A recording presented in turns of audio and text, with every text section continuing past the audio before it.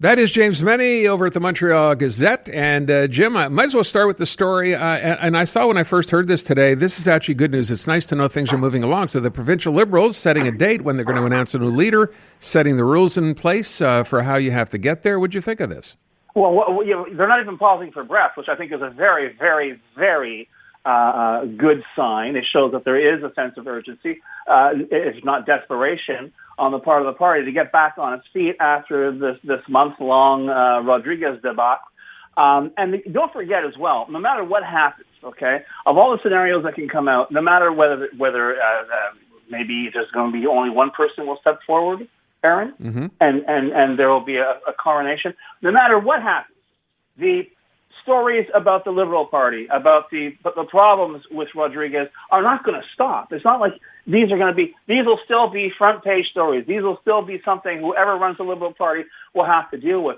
But I have to tell you, given the way this year has gone through, and we almost, and we will this time, talk about the political carnage that this year wrought in Quebec and indeed in Ottawa. Here's you and me talking on the day before Christmas about this is a big development. It never stops. And the thing is, I think 2026 is going to be an even bigger year when it comes to politics.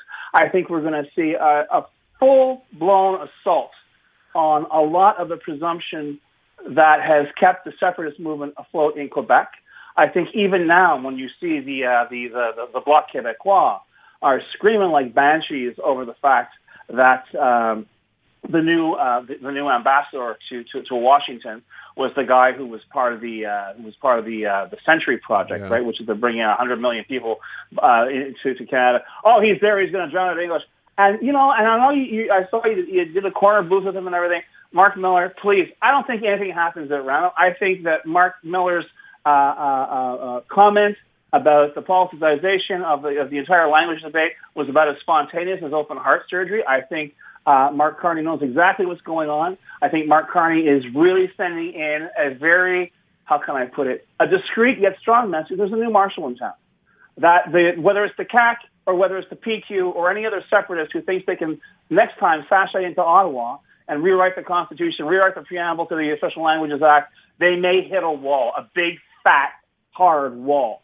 And it's high time. And don't kid yourself. I mean, the Liberals remain, the federal Liberals remain extremely popular in Quebec. Mark Carney is extremely popular in Quebec. He gets things done, okay? Unlike the sloganeering, and I got to tell you, as much as I've gone after Pierre Poilievre in terms of his easy-to-remember slogans, the PECs and the Bloc have been doing that for decades, right? For the PECs, maybe the slogan doesn't rhyme, but guess what? Separation will make everything better. It's as simple as that. Don't ask me why. It may take a little time, but it's going to happen. People are not going to buy into that. And I think if you get some nice, flinty-eyed, hard-edged political action on the part of certainly the Quebec Liberal Party, or indeed, as we're seeing right now, even more, I think, from the federal Liberals, you are going to see a very, very interesting year for the separatist movement in Quebec, simply because we know, we take it as a given, well, the numbers are not there for Quebec separation.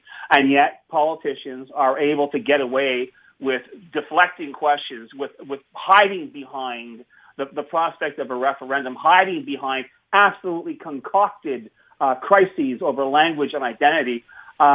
People aren't buying into it. And I think more and more you're going to see in 2026 politicians, and not necessarily, chest-beating federalists, Aaron, but I think politicians are going to say, you know what, enough is enough.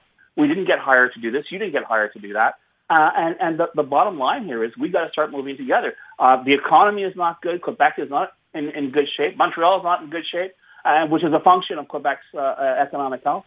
So you know what? I really am convinced you are going to see a completely different tone in politics in Quebec and to a certain extent in Ottawa as well. And you thought we were busy this year, buddy? I think this year, this hurricane is going to be like a summer breeze compared to 2026. So to sort of recap some of what we're going to be looking at here, right? You have, on the one hand, that I was quite interested. I don't know if you happen to hear the interview that Elias did with Christopher Skeet. Did you catch any of that last week? Oh, sorry. Or this week?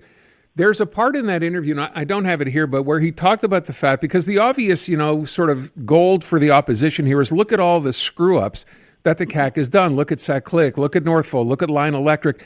And he actually pointed out, well, this government has also been involved in, I think the number was 25 or 35 projects that have actually done well. And I thought to myself, if you had done well, why wouldn't the party be touting this in anything that it talks about? Because I haven't heard it. So I wonder if that's going to be the play for the CAQ to say, you've heard about these, but look at all the other things we've done where, it's gone well.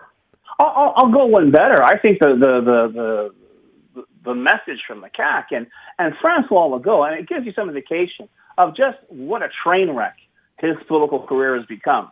When he is saying, in an interview, hey, compared to the other guys, I'm pretty good. You know what? That doesn't really, that's not really what you refer to as a wholehearted endorsement of the product. And I think a lot of people are fed up with settling.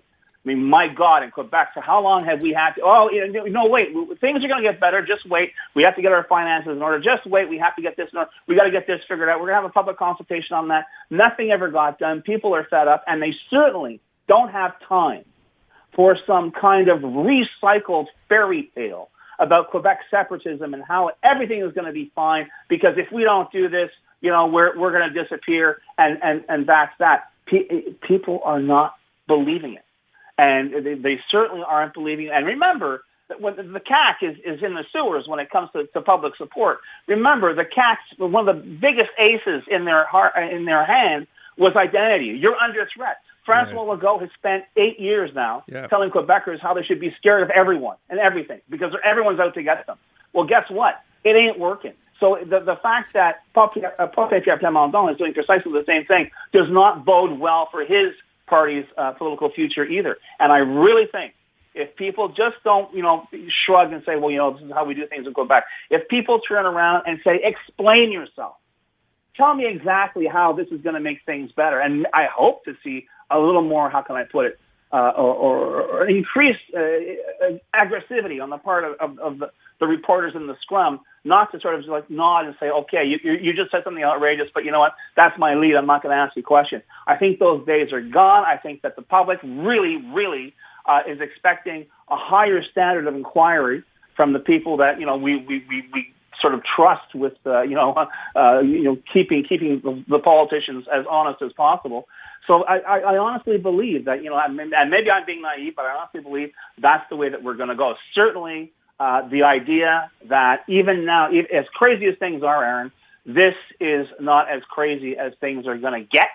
And I'm telling all of our listeners, enjoy the holidays. I'm going to take it easy, but get ready because I think 2026 is going to be an incredibly bumpy ride. I did want to point out one thing. You brought up Mark Miller and that, the interview I did. I'm going to play part of that back at 5:30, but there is a point in that interview where I ask him, with respect to what's going on in Quebec, right? We know the Parti Québécois, the old, if an election were held today, they would win.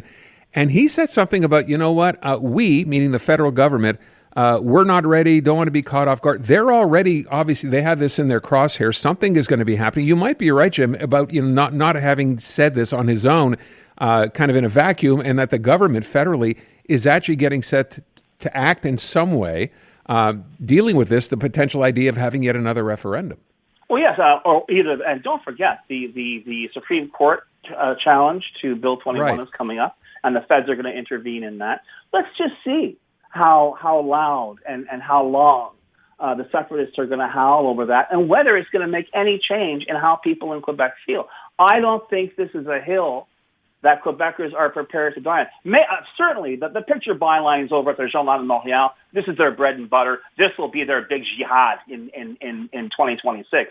But actual Quebecers, tax-paying Quebecers, people who've got skin in the game, I don't think they have the patience for this anymore. All right. Look, beyond that, if we're looking back on the year in politics, obviously it all started with what happened in January when Justin Trudeau decided to walk away. Are you okay with that, Mark Carney having been picked the newsmaker of the year? Absolutely. Okay. Absolutely. If only because I think, not so much it was pretty obvious, I think, that he was going to win the leadership. And it was pretty obvious as well as that it would be what happened, which was a pretty healthy minority government, and one which may end up being a majority yet. But I think that's not the real story. The real story is afterwards. The real story is how he did hit the ground running, how he did. And the thing is, and it's not just the guy who preceded him, because that's damning him with faint praise. It isn't just that he seems to be more competent and more on the ball and more in the game than Trudeau ever was. I think he's showing himself to be a far more adept politician and administrator than many of his predecessors. Let's just say that you and I, over the past 10, 15 years, have been discussing. He's really figured this one out. His numbers are good, and I see no reason for those numbers to change. Especially, I hate to say it, but I'll say it now because I'm not going to say it next year. As long as Pierre Poilievre remains the biggest gift that was ever handed to the federal Liberal Party, I don't see him having any problems in his political future. And we will leave it at that. Jim, want to thank you for another great year. Wish you all the best over the holidays, my friend. It's such a hoot and a holler. Let's do this again. And all the best to you and Val and your families. And take care of yourself. And we'll do this again in next year. The biggest songs in the world. You've heard them countless times. Now, learn the details of how they came to be. Join Ruby Carr for Encore, the stories behind the songs you love. New interviews and newly unearthed archive footage make for a fascinating weekly deep dive. Stream Encore, the stories behind the songs you love on iHeartRadio or wherever you get your podcasts.